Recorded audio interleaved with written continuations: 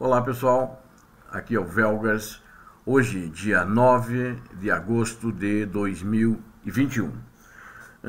Hoje relembramos os 76 anos da bomba atômica que foi usada pelos americanos em Nagasaki. E há 3 dias atrás, no dia 3 de agosto, lembramos a que explodiu em Hiroshima. Inscrevam-se no canal, deem seu like. Peço que compartilhem com suas redes sociais, e é muito importante a vocês que estão inscritos no canal, aos quais agradeço, e também peço a quem não está inscrito que inscreva-se no canal, por favor. É uma data muito triste para ser lembrada, mas é uma realidade que aconteceu e que mudou em bastante a geopolítica mundial. Então, o prefeito das cidades, principalmente o de Nagasaki hoje, ele conclamou o Japão, o próprio Japão, que não tem armas nucleares, e os Estados Unidos e a Rússia, que são os países mais bem armados com armas nucleares no mundo, para eliminarem as armas nucleares. É claro que isso não vai acontecer, né? E ele fez um discurso num local chamado Parque da Paz de Nagasaki. O prefeito, que é Tomihisa Taue, exortou o governo do Japão a assumir a liderança na criação de uma zona livre de armas nucleares no nordeste da Ásia, em vez de permanecer sob a guarda-chuva nuclear dos Estados Unidos da América. Uma referência à promessa dos Estados Unidos de usar suas próprias armas nucleares para defender aliados, sem que os aliados precisem ter efetivamente armas atômicas. Após a Segunda Guerra Mundial, após a explosão dessas bombas, o que aconteceu foi a rendição do Japão, no dia 2 de setembro, que é uma data também que não gosto muito de lembrar, mas aconteceu essa rendição. Alguns japoneses consideraram humilhante, mas não tinham outra solução após a explosão dessas duas bombas atômicas. E o que é interessante de ver que isso mudou a geopolítica do mundo, inclusive não só entre Japão, a geopolítica japonesa, mas até o sistema político lá, que era visto o imperador como um deus, ele caiu, né?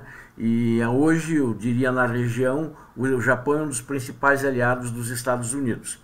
Mas o prefeito de Nagasaki também destacou que os maiores arsenais, que são da Rússia e dos Estados Unidos, eles acham que eles têm que fazer mais pelo desarmamento nuclear. E levantou a preocupação de que os Estados Unidos tenham retrocedido nos esforços de desarmamento e estejam atualizando e militarizando as armas nucleares. Isso não é só os Estados Unidos, os russos também. E diz ele, por favor, considere a construção de uma zona livre de armas nucleares no nordeste da Ásia, que criaria um guarda-chuva não nuclear em vez de um guarda-chuva nuclear. E seria um passo na direção do mundo livre de armas nucleares, disse o prefeito de Nagasaki.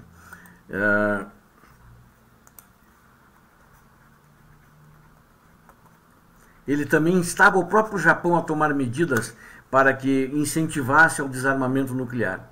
E exatamente às 11 horas e 2 minutos, no momento em que o bombardeiro B-29 americano lançou uma bomba de plutônio, os sobreviventes de Nagasaki e outros participantes da cerimônia permaneceram em um minuto de silêncio para homenagear as mais de 70 mil vidas perdidas.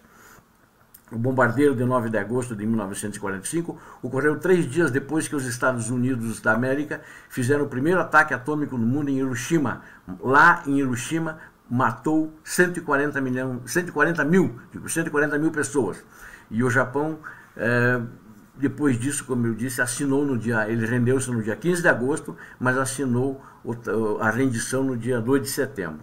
E também as autoridades locais pediram ao governo do Japão e aos legisladores do Japão que assinassem rapidamente um tratado sobre a proibição de armas nucleares, que entrou em vigor em janeiro agora, que já existe isso, né? Mas ele quer que toque, e nesse acordo o toque renuncia à posse, produção ou hospedagem de armas nucleares. Mas como aliado dos Estados Unidos da América, o Japão tem em seu território 50 mil soldados americanos e é protegido pelo guarda-chuva nuclear dos Estados Unidos da América. O arranjo pós-Segunda Guerra Mundial complica o esforço para fazer o Japão assinar o tratado, pois reforça suas próprias forças armadas, enquanto intensifica a cooperação de defesa com outros estados com armas nucleares, como Grã-Bretanha e França, para lidar com ameaças que ele tem da Coreia do Norte, da China e da própria Rússia, que fica praticamente de frente com o Japão ali em Vladivostok. E o primeiro-ministro Yoshihide Suga disse que o ambiente de segurança é severo e que as visões globais estão profundamente divididas sobre o desarmamento nuclear e que é necessário remover a desconfiança, promovendo o diálogo e formar um terreno mútuo para a discussão. O governo Suga pretende intensificar e acelerar também o apoio médico para os sobreviventes dessas duas catástrofes, e principalmente porque elas já estão pessoas velhas desse desastre atômico, cuja média de idade é superior a 83 anos. Essa data que lembramos, eu não gosto de dizer comemoramos, que eu acho que ninguém deve comemorar as tristezas, mortes, né? Eu acho que, embora que não deixe de ser uma comemoração o que houve, mas é uma lembrança, para que o mundo não esqueça que armas nucleares, quando usadas, são algo sem retorno, que trazem muito sofrimento para a humanidade. E embora que me parece que os líderes, alguns talvez a gente chame de líderes, não são líderes, até pela sua atitude, mas estão de costas para isso e não estudam e não aprendem a história e costumam mentir com a história. Então, vide presidente da Rússia, Vladimir Putin, que vive dizendo que tem armas nucleares hipersônicas, ninguém conseguirá deter e que ele está pronto para a guerra, né? Está chamando o mundo para a guerra. Coisas recentes do ano passado, desse ano, e isso é uma coisa verdade que qualquer um pode encontrar na imprensa internacional, esse tipo de coisa, na propaganda russa do presidente daquele país. Mesma coisa a China, só que a China é mais discreta. Ela diz que está pronta para enfrentar os Estados Unidos na Ásia, né? Não está dizendo que vai tomar os Estados Unidos, né? É um pouco diferente, porque na realidade a Rússia ambiciona a Europa, mas ela se segura porque o grande protetor da Europa é a Rússia. Então agora eu acho que talvez seja mais retórica, né? Porque quem soltar hoje uma arma nuclear é muito diferente do que no tempo do Japão. O Japão não tinha arma nuclear para retaliar. E se a Rússia, a China ou os Estados Unidos, não importa, quem soltar antes uma arma nuclear, quem lançar contra o seu inimigo, com certeza vai ser retaliado. Não vai ficar por isso mesmo.